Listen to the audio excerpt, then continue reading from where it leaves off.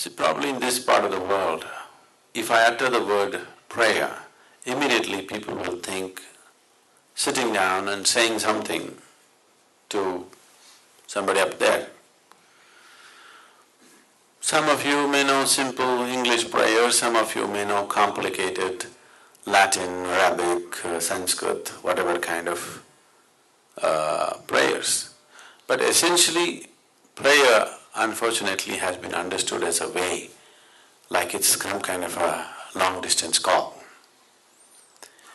Prayer is not an act, it's a certain quality that you bring into your life. In somewhere in 1860s, certain missionaries came to central part of India, which is now called as Madhya Pradesh, and they were scouting the tribal districts because that is where the potential conversions are there. Then they heard there is a particular yogi around whom thousands of people are gathering. So they thought he's built some kind of a church and people are gathering, let's go and see. Competition, So they went there. When they went there, they couldn't believe this.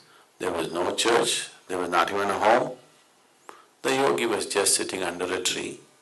All he had was a loincloth, bare-bodied. He was just sitting there. Somebody who looks like he's not worth anything. Then they got a little encouraged.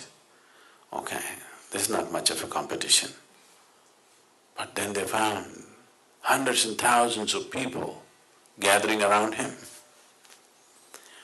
Then they were amazed, oh, what's happening here? He must be having some kind of power.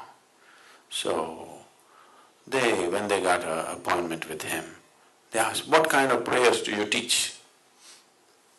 Then he looked at them and laughed, said, oh, you are men of cloth, you are men of prayer, aren't you? You have done much prayer obviously in your life. Today, you just see some prayer. Don't do it, just see it. I said, how can we see prayer? He said, just watch me now. And he took some vegetables and started cutting. He said, this is my prayer, just watch it, quite carefully watch it. This is the prayer. So prayer is not just vocal. Prayer is a way of involving your whole body and getting it into a certain attitude of receptivity, of seeing. Prayer is essentially seeing that your presence here is so minuscule actually. You are just a speck of dust in this existence. Tomorrow morning, woof, if you disappear, nobody is going to miss you. A few people around you will cry for 3 days and then they'll forget about you. Rest of the existence will just go on fine without you, isn't it? All of us disappear. Still this world will go on wonderfully well, maybe better. Yes or no? This self-assumed importance that man has created within himself, when you keep it aside, you are in prayer.